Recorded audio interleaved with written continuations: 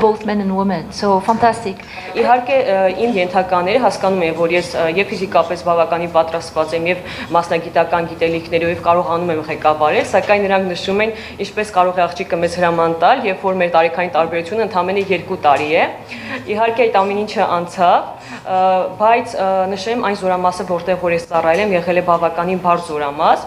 եւ այնպիսի տեղաբաշխվածություն է եղել, որ բոլոր զորաբաժանումները եղել են մեկ վայրում եւ բավականին մեծ քանակ է եղել զինծառայողների եւ ես պահանջում էի, որ բոլորը պահպանեն զինվորական ողջույնի կանոնները, բոլորը ոտքի կանգնեն, երբ ես եմ անցնում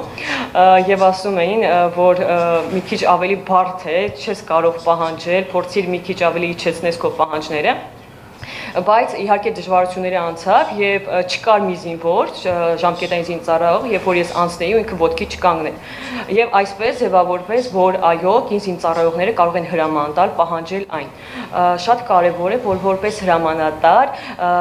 ունենաս առաջնորդի որակներ եւ ինչպես գրված է մեր ներքին ծառայության կանոնագրքում, հրամանատարը պետք է խորամուխ լինի իր ենթակաների կարիքների մեջ, լինի անձնական օրինակ եւ երբ որ դու պահանջում ես, լինում ես անձնական օրինակ եւ նվիրված ես քո ծառայությանը, ապա ծառայության մեջ հաջողում ես։ Եվ այդ տարիները որպես դասակի հրամանատար իմ համար եղել են հաջողված եւ այն աղջիկները, ովքեր որ արդեն եկել են ծառայության, նշում են, արդեն երևում է, որ մինչեւ մեր գալը այդ զորամասում եղել է արդեն կին հրամանատար եւ զինվորները արդեն արտասովոր չեն վերաբերվում այն հարցին, երբ որ աղջիկը կարող է կանգնել վաշտի դիմաց եւ հրամաններ տալ ու պահանջել դրանց կատարումը։ Իհարկե ամենակարևոր որակը դա սպայի համար դա ենթականերին սիրելը եւ հարգելն է։ Երբ որ չես սիրում քո մասնագիտությունը, չես սիրում քո ենթականերին, ապա դու երբեք չես հաջողի, որովհետեւ անկախ գիտակցական մակարդակից թե ինչ զինվորներ են կանգնած քո դիմաց, միևնույն է, նրանք զգում են, սպան սիրում է իրենց թե ոչ, սպան նվիրված է իր խոսքին, իր գործին, թե ոչ։ Փորձում են նշել, որ չեն կարող օրինակ ֆիզիկական պատրաստության կամ արտավարական պատրաստության այս առարկաները կատարել, բայց ես նշում եմ, որ այստեղ բոլորս հավասար ենք, բոլորիս խնդիրն է զբաղվել մարտական պատրաստությամբ եւ նրանք, ովքեր որ պատրաստ չեն այդ ծանրաբեռնվածությանը, հետեւաբար չեն կարող լինել մեր շարքերում։ Եվ դժվարությունը հիմնականում դրա հետ է կապված, որտեղ զորքերում իրենք զբաղեցրել են այլ պաշտոններ եւ կանանց ստորաբաժանումում ներգրավվածությունը արդեն դժվարություններ է ստեղծում իրենց համար եւ իմ փորձից կնշեմ, որ քաղաքացիական անձնակազմից գումարտակի համալրումը ավելի հաջողված է ստացվում այն մարդիկ, ովքեր որ առաջին անգամ մտնում են բանակ, զրոյից դու սովորեցնում ես, թե որոնք են այն խնդիրները, այն նշաձողը, որին մենք պետք է հասնենք, քան այն մարդիկ, ովքեր որ արդեն եղել են զինված ուժերում եւ կներեք կարող են նաեւ վերել արատավոր որևիցե սովորույթներ, ինչը որ մեր համար անընդունելի է։ Իհարկե մենք փորձում ենք առաջ գնալ եւ շեշտը դնում ենք որակական հատկանիշների վրա։ Պետք է լինի լավ ստորաբաժանում, լինի մարտունակ ստորաբաժանում եւ պատերազմական գործողությունների ժամանակ կարողանա կատարել իր խնդիրը։ Եվ եթե նույնիսկ մենք ունենանք 6 ամսյա ծառայություն, մենք պահեստազորում կունենանք արդեն մարտունակ ստորաբաժանումներ։ Մոբիլիզացիայի դեպքում արդեն մենք կարողանանք ձևավորել այն ստորաբաժանումները, որոնք կկարողանան կատարել խնդիրներ։ Կա մի զենք, որը որ քանդվում է միայն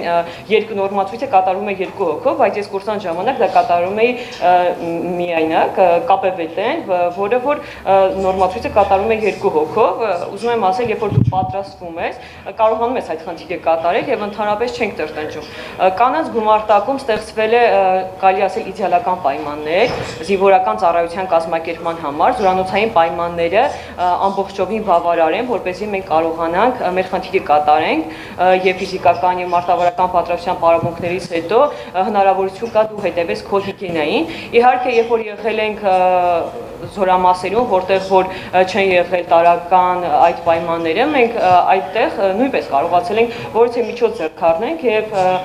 ինչ որ խնդիրներ չենք ստեղծել մեր հրամանատարների համար։ Իհարկե շատ լավ կլիներ, որ գումարտակում, որտեղ որ մենք ծառայում էինք, լիներ սանհանգույց աղջիկների համար, բայց փորձում ենք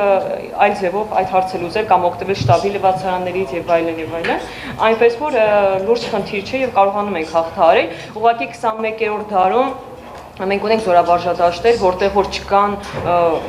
սանհանգույցներ, ինչ որ 21-րդ դարում դա խնդիր է եւ պետք է որ դա վաղուց լուծված լիներ։ Կարծում եմ, որ այդքան էլ մեծ ֆինանսական ներդրումներ անհրաժեշտ չեն, որ կարողանանք այդ խնդիրները լուծել։ Աղջիկները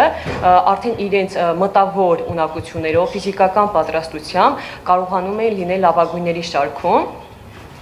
եւ այդ ստորաբաժանումներում, որտեղ որ ավելի շատ տղաներ էին, ստեղծվեց կարգապահություն, զսպվածություն եւ չասեմ, որ աղջիկները գերազանցում էին տղաներին, բայց ես եւ մյուս աղջիկները փորձում ենք լավագույնների շարքում լինել, ինչի որ առողջ մրցակցություն էր ձևավորում այդ ստորաբաժանումում։ Օրինակ, երբ որ լինում էր ստորաբաժանման կազմված 5 կիլոմետր զենքով, իհարկե կային շատ տղաներ, ովքեր հետ էին մնում եւ ասում են ինչպես աղջիկը ինձ կարող է անցնել ու փորձում էին իրենք անցնել ու չէր ստացվում, էլի հետ էին ընկնում, ինչը որ շատ զվարճալի էր ու ծառայության մեջ միշտ այդպիսի դեպքեր էին լինում կամ նոր մացույցները մենք ավելի լավ էինք կատարում, տղաներից ասում էին ախ ինչքան եմ ասել, էլի սա աղջիկների տեղը չէ, սա աղջիկների տեղը չէ։ Իհարկե շատ հետաքրքիր է անցել ուսումնական process-ը,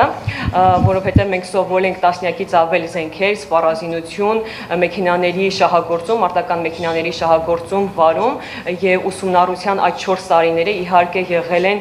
շատ հետաքրքիր։ 4 տարիները իսկապես մեր համար եղել են շատ հետաքրքիր։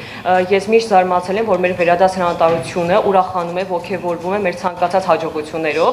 որովհետեւ ռազմական համալսարանում, հիմա արդեն ռազմական ակադեմիայում, ինչպես գիտենք, ուսուցանում են լավագույն հրամանատարները, ովքեր որ զորքերում ծառայություն են անցել, եւ երբ որ իրենք ողջևորվում են մեր հաջողություններով, ես միշտ զարմանում էի, ու երբ ես դարձա սպա, հասկացա, թե ես ինչպես եմ ողջևորվում իմ ժամկետային զինծառայողների ցանկացած հաջողությամբ։